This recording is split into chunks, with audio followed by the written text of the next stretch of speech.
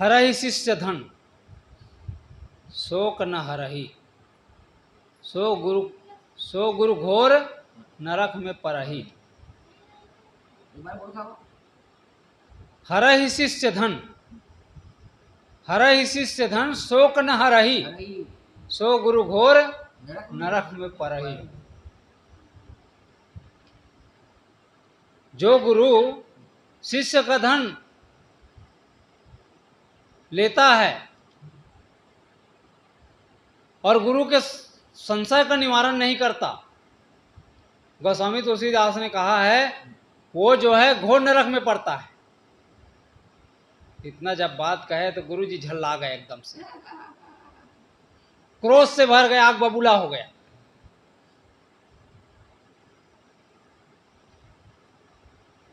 और कहने लगा तुम मेरी बात को नहीं मानते हो, तुम नरक में जाओगे। तुम मेरी बात को नहीं मानते हो, मेरी कंठी माला वापस करो, कहता है, मेरे कंठी माला वापस कर दो। तो शिष्य कहता है मैंने आपको जितना भी चढ़ावा दिया है, जितना भी पैसा दिया, सबको वापस कर दो, मुझे भी जरूरत नहीं है, कहता है। तो फिर गुरु कहते हैं कि बेटा मैं ऐसे थोड़ी कह रहा था, मैं बार बार तुमको समझा रहा हूं कि मान लो, लेकिन तुम मान ही नहीं रहे हो।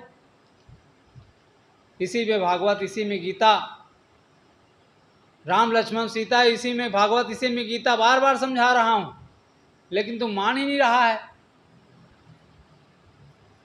तो इसी प्रकार से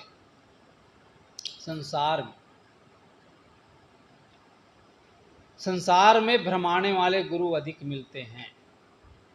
बीड़ी पीने वाले, शराब पीने वाले, मांस खाने वाले संसार में आप देखिए, ऐसे गुरुओं की भरमार है और चेला बनाने के लिए उत्सुक है।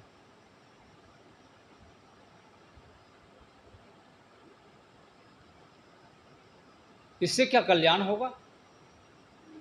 ना तो वो अपना कल्याण कर सकता है और ना ही दूसरों का कल्याण कर सकता है, क्योंकि स्वयं कीचड़ में पड़े हुए हैं, तो दूसरे को क्या ज्ञान बताएगा वो। इसलिए हमारे जीवन में सच्चे गुरु की आवश्यकता है। इसलिए सदगुरु कबीर ने कहा है सार सार को गई रहे, थोथा दे उड़ाए। सार सार को गई रहे, थोथा दे उड़ाए। जो सुख होता है वो सार सार को ले लेता है और असार को छोड़ देता है। उसी प्रकार से गुरु में गुण होना चाहिए। सत्य क्या है, असत्य क्या है, इसका बोध। खुद को बोध नहीं है, वो दूसरे को बोध कैसे करा सकता है?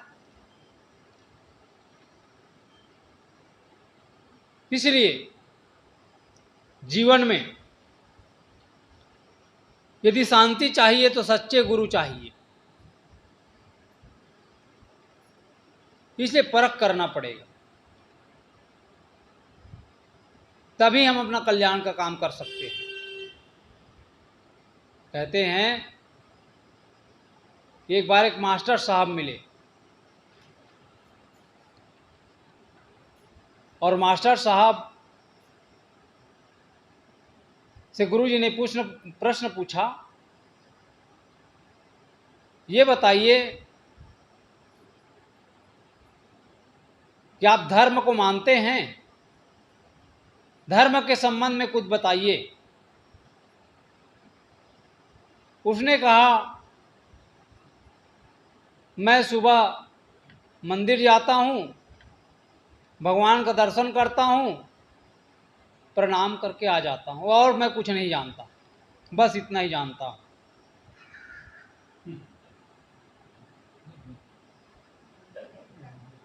धर्म नाम की कोई चीज नहीं जानता होता है, क्योंकि तो गुरुजी ने पूछा, ये बताइए धर्म को जानता है। आपने गुरु किया कि नहीं किया?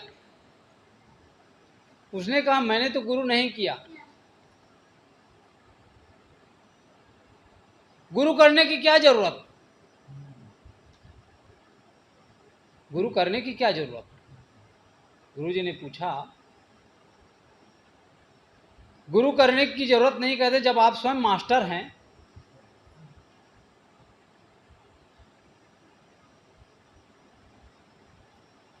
पुस्तक को पढ़ना है,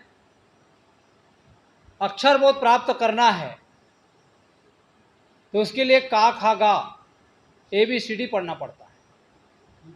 अब इसका बोध पुराने वाला कौन? कि अपने से सीख जाता है। बिना मास्टर के कोई का खा गा का ज्ञान प्राप्त कर सकता है? कोई ABCD का ज्ञान प्राप्त कर सकता है? उसके लिए तो गुरु की आवश्यकता पड़ती है। और आप कहते हैं कि गुरु की आवश्यकता नहीं है। गुरु की क्या आवश्यकता?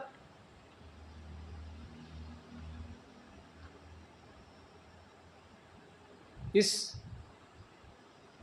गुरु की आवश्यकता जो है, हमारे जो जीवन में दुख है,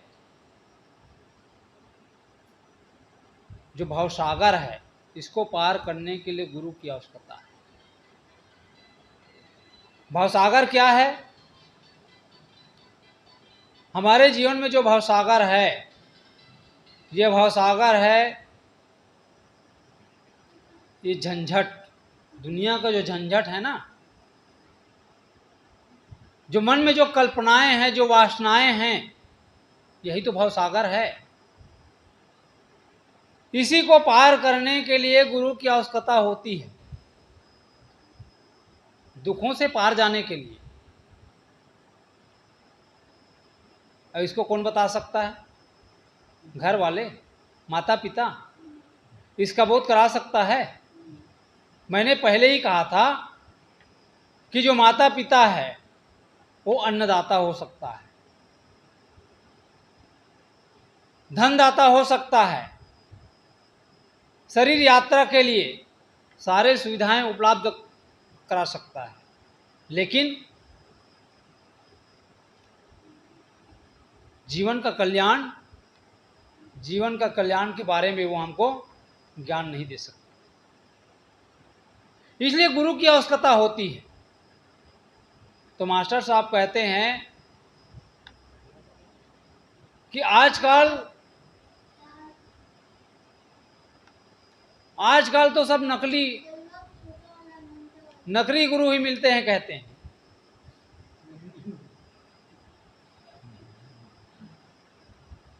असली गुरु आज मिलता ही कहाँ, कहते हैं। गुरु जी कहते हैं, आप ठीक कहते हैं। आज जो है घी में डालडा मिला दे रहे हैं, दूध में पानी मिला दे रहे हैं, हल्दी में पीली मिट्टी मिला दे रहे हैं, लेकिन फिर भी लोग ले रहे हैं, फिर भी लोग ले रहे हैं, फिर भी लोग जो है आवश्यक समझ रहे हैं। और आप कहते हैं कि जो है उसकी क्या जरूरत? गुरु जी ने प्रश्न किया, अच्छा ये बताओ तुमने शादी किया कि नहीं किया?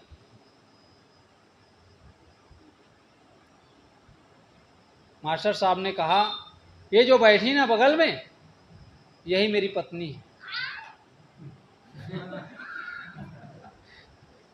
ये जो बगल में बैठी है, यही मेरी पत्नी है।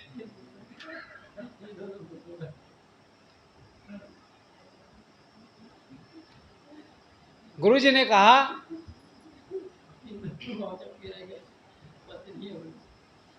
तुम्हारी पत्नी को खोजने में कितना समय लगा?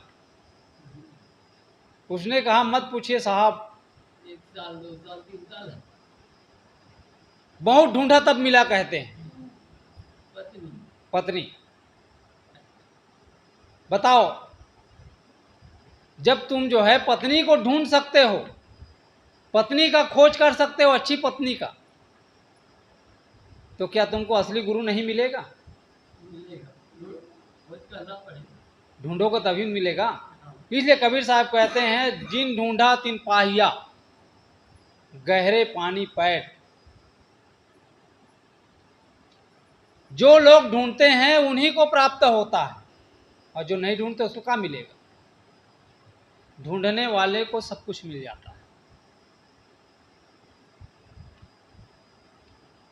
तो आदमी के जीवन में गुरु की आवश्यकता है। बिना गुरु के कल्याण नहीं हो सकता।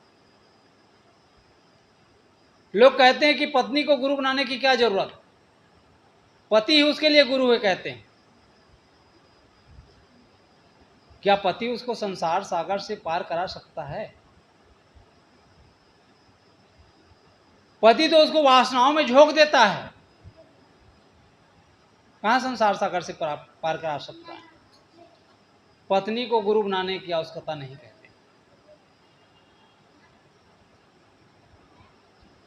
स्त्री को अधिकार नहीं है, कहता है। जब आपको खाने का अधिकार है, पीने का अधिकार है, तो क्या पत्नी को गुरु बनाने की आवश्यकता नहीं है? क्या उसको अपने जीवन का कल्याण करने का अधिकार नहीं है?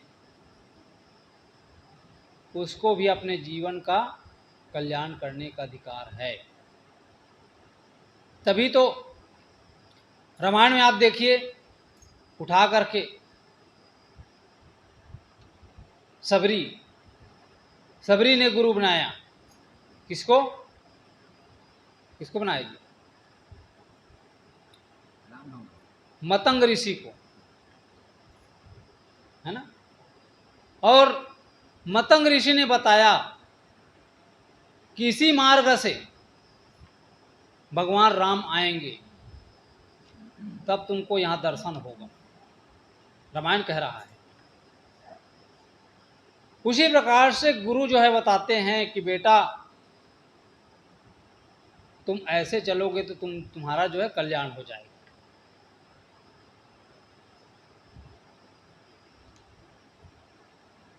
रैदास, मीराबाई के गुरु रैदास। मीराबाई ने गुरु बनाया ना रैदास। और कहते हैं नारद को गुरु बनाया पार्वती ने। तो जो है हमारा इतिहास बताता है, तो गुरु बनाने की आवश्यकता है। गुरु ही संसार सागर से पार कर सकता है। तो हमारे जीवन में गुरु की आवश्यकता है, लेकिन सच्चे गुरु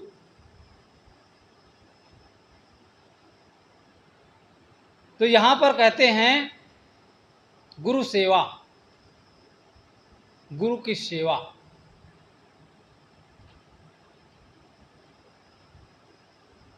जन बंदगी। बंदगी क्या है? बंदगी है, बंदगी अभिवादन शब्द है।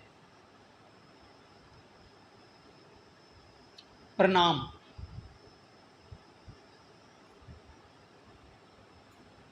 जैसे कोई कहते हैं राम राम, कोई सीताराम कहता है, कोई जय श्री राम कहता है, कोई और कुछ कहता है, कोई ओम शांति कहता है, कोई राधा स्वामी कहता है, कोई हरिओम कहता है। उसी प्रकार से कबीर पंथ में साहिब बंदगी कहने का रिवाज है। बंदगी अर्थात प्रणाम।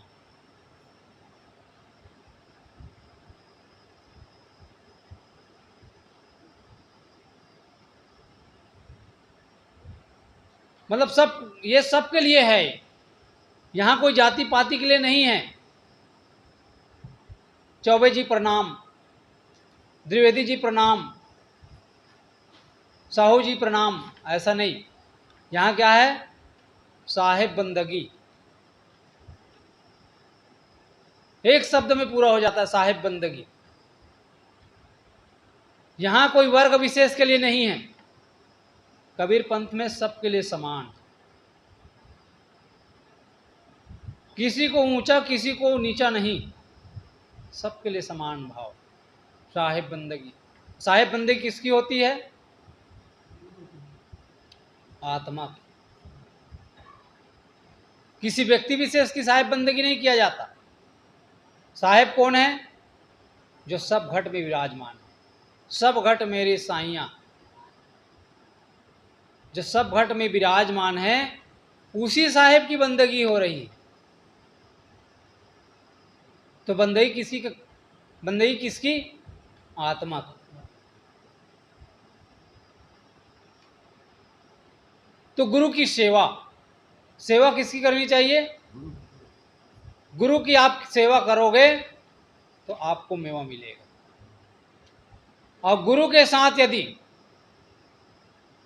छल किया, गुरु के साथ यदि कपट भाव रखा, उस आदमी का कभी कल्याण नहीं हो सकता। सेवा से मेवा मिलता है, टहल से महल।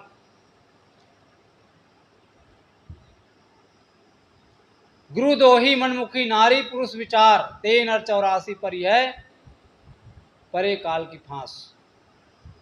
उस व्यक्ति का कभी कल्याण नहीं हो सकता।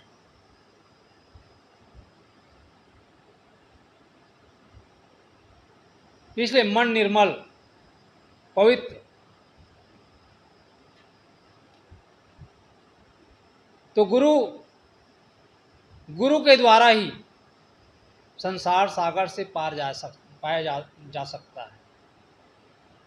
उन्हीं के माध्यम से, क्योंकि वो पथ प्रदर्शक होते हैं गुरु। इसलिए कहते हैं कि एक उसमें आया है,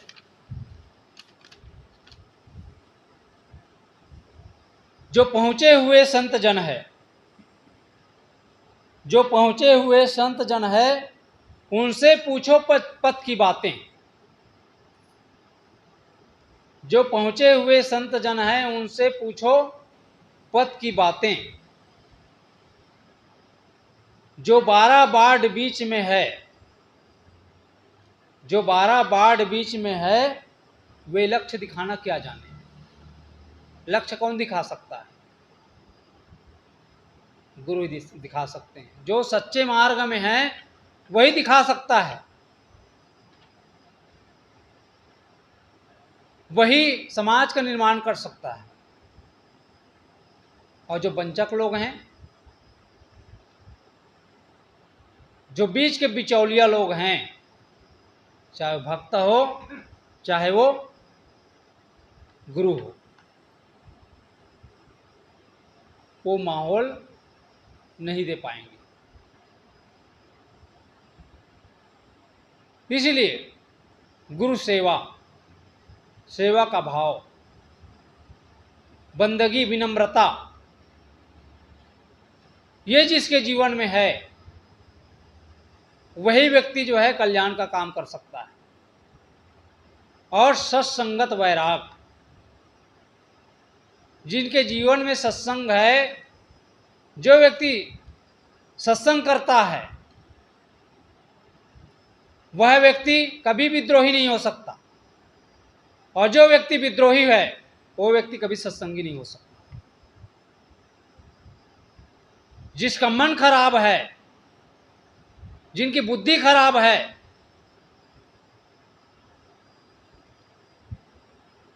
वो व्यक्ति मानव जीवन में सफल नहीं हो सकता। उसके जीवन में शांति कभी नहीं मिल सकती, दुख से पार नहीं जा सकता, भवसागर से पार नहीं पाया जा सकता। इसलिए सत्संग, सत्संग सत्संग की जो महिमा है, सत्संग की महिमा का बखान नहीं किया जा सकता। कहते हैं सत्संग से बुद्धि परिवर्तन होता है। यदि बुद्धि में परिवर्तन नहीं आया तो क्या सत्संग किया? जीवन में यदि परिवर्तन नहीं आ पा रहा है सोच नहीं बदल पा रहा है, एक्सेप्ट नहीं कर पा रहा है जीवन में, कल्याण की बात तो दूर, अपने मन को ही नहीं संभाल पा रहा है। एक सेठ जी, मनोरंजक कहानी है। एक सेठ जी थे। सेठ जी सुबह सुबह दुकान खोल रहे थे। एक आदमी मिला, उसने कहा सेठ जी मैं कुछ सामान तौलाना चाहता हूँ, इसके बदले में मैं आपको 5 रुपये दे दूंगा। तो सेठ जी बड़ा खुश हुआ। अरे छोटे से काम के लिए 5 रुपये मिल जाएगा तुरंत, बड़े सौभाग्य की बात है, सुबह सुबह जो है बड़ा शुभ होगा। ऐसा सोचकर बड़ा खुश हुए वो, दुकान खोले। उसने कहा थोड़ा मैं अगरबत्ती घुमा लूँ, पूजा कर लेता हूँ, उसके बाद जो है आपका सामान मैं तौल दूंगा। बड़े खुश हुए। जब तराजू से जब तौलने के लिए सामान डाला ना, तो सामान बाहर आ जाता था। कई बार प्रयास किए, एकदम दिमाग उसका आउट हो गया, खराब हो गया। अरे क्या क्या सामान ले आते हो यार तुम लोग, मेरा दिमाग खराब कर दिए। सुबह सुबह का टाइम, बोर्ड का टाइम था। और क्या सामान लाया था? लाया था बहुत सारा मेंढक। अब मेंढक को जो ही डालते थे तौलबट में, इधर से उधर कूद जाए, उधर से उधर कूद जाए, तौल ही ना पाए वो। दिमाग उसका खराब हो गया सेठ जी का। अब उसके बाद एक वृद्ध आदमी आए। वृद्ध आदमी ने कहा सेठ जी आपको गुस्सा होने की जरूरत नहीं है, मैं आपको एक युक्ति बताता हूँ, उस युक्ति से जो है आपका काम बन जाएगा, आपको पैसा भी मिल जाएगा। उसने कहा बताइए। उसने कहा एक कपड़ा ले आइए, अब कपड़ा से चारों तरफ उसको बांध दीजिए और उसी में डाल दीजिए। कहते हैं आपकी युक्ति बहुत अच्छी है, कहते हैं ये मेरे दिमाग में कैसे नहीं आया, ऐसा कहते हैं। मैं ऐसा ही करता हूँ। तो वैसे ही किया। जब कपड़ा को देखा मेंढक, तो मेंढक का जो मुखिया था, नेता था, वो आपातकालीन जो है मीटिंग किया। अरे ये तो हमको तौल ही लेगा, इसलिए मेरी बात ध्यान से सुनो। कहते हैं मेंढक का जो मुखिया था, नेता, वो कहता है मैं जो कहूँगा वही करना, नहीं तो ये हमको तौल लेगा। क्या करना पड़ेगा? कहते हैं उसने कहा अब तो हम लोग भाग नहीं सकते, इसलिए अंदर में ही उछल कूद मचाना है, उछल कूद करना है ताकि वो तौल ही ना पाए। क्योंकि आधे तो ऊपर रहेंगे, तौलेगा किसको? कई लोग उछल गए, कई लोग बैठे। उछल कूद करना ताकि जो है कांटा बराबर हो ही ना पाए।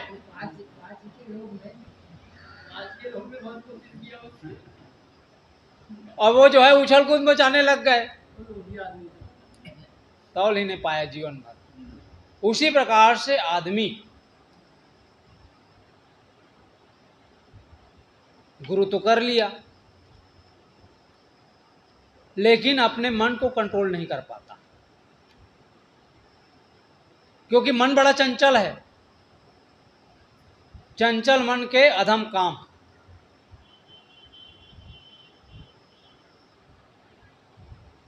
मन जब चंचल होता है तभी तो आदमी जो है तंबाकू खाता है। मन वश में रहेगा तो खाएगा जी। मन वश में रहेगा तो कोई शादी करेगा? शादी करने की जरूरत है? मन वश में नहीं तभी तो शादी करता है। मन वश में नहीं तभी तो आदमी शराब पीता है। मन वश में नहीं तभी तो गाली देता है। और मन वश में हो जाए तो सब छूट जाएगा, भावनाएं उसकी पवित्र हो जाएगी। तो हमारा मन क्या है? मेंढक है, जो हर समय उछल कूद मचाता ही रहता है।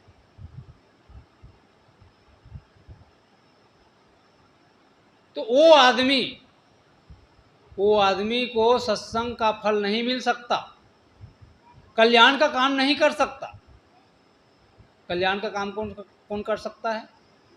जो आदमी विचार करता है, सोचता है कि सही क्या है, गलत क्या है, इन बातों को जो सोचता है ना, उसमें जो सार ले लेता है। हमें सूप की तरह होना चाहिए, चलनी की तरह नहीं। चलनी क्या करता है? चलनी सार को फेंक देता है, गिरा देता है, और असार को रख लेता है। उसी प्रकार संसार के जो लोग हैं वो चलनी की तरह होते हैं, सार को फेंक देते हैं, निकाल देते हैं, और असार को रख लेते हैं। तो उसके जीवन में शांति कहाँ, सुख कहाँ?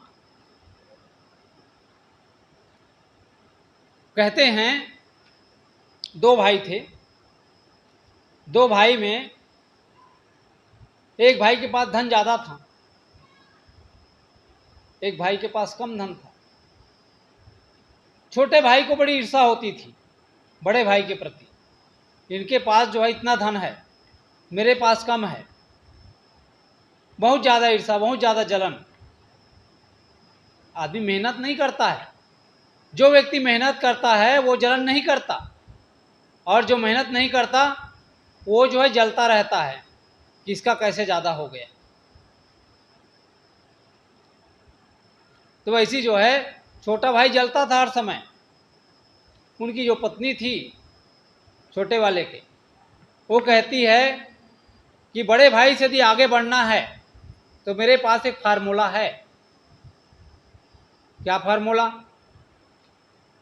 देखो, तुमको काम भी नहीं करना पड़ेगा, लेकिन फार्मूला है मेरे पास। उन्होंने कहा क्या फार्मूला? उसने कहा कि आप जो है किसी निर्जल स्थान में जाकर के बैठ जाएं, और बैठ करके शंकर जी का स्मरण करो। किसका? शंकर जी का। तो प्रसन्न होकर के आपको धन देगा, अपार धन। उसने वही किया, बैठ गए, भगवान शंकर प्रकट हो गए। कहानी कहती है, और उसने कहा मांगो जो मांगना हो। उसने कहा जो आप दे दो।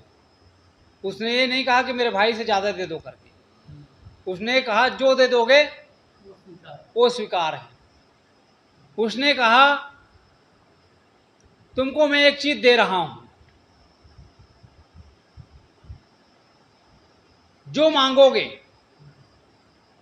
मांगोगे आपको मिलेगा, लेकिन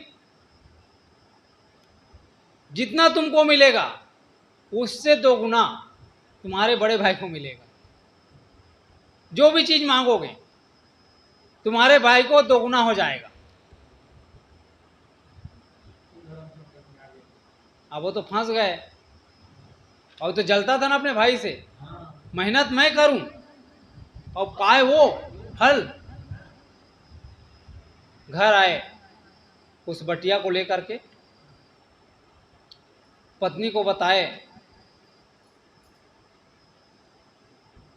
उसने कहा कि इस बटिया से कभी नहीं मांगना। उसने कहा, वो जो है परेशान हो गया और वो निकल गया। वो खाने के लिए मोहताज हो गए, दाने दाने के लिए कुछ नहीं था, बचा ही नहीं कुछ।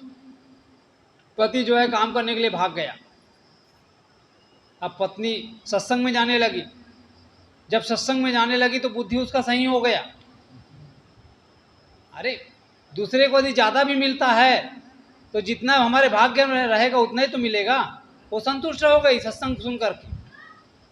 और उनका पति बोला था कि इस बटिया को कभी नहीं खोलना, कभी नहीं मांगना। अब एकदम गरीबी से एकदम तंग आ गई थी बेचारी। पति बाहर गया हुआ था। पत्नी एक दिन बटिया को खोले और कहे कि जो है मेरा मकान बहुत अच्छा हो जाए, 2 मंजिल का हो जाए। तो उनका जो बड़ा भाई था उनका 4 मंजिल का हो गया। सोना चांदी आ जाए, जितना उनके पास था उसे 2 गुना हो गया।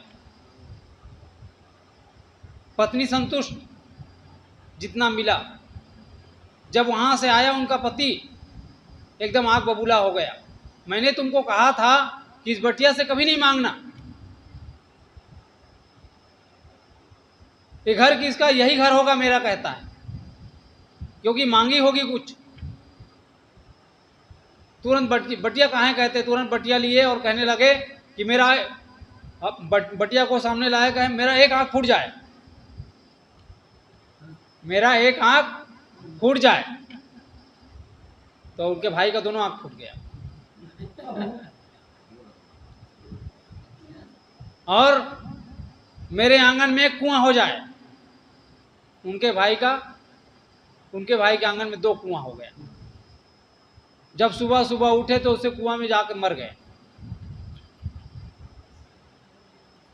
ये भी जाकर उसी में झपा के मर गए। फल क्या मिला?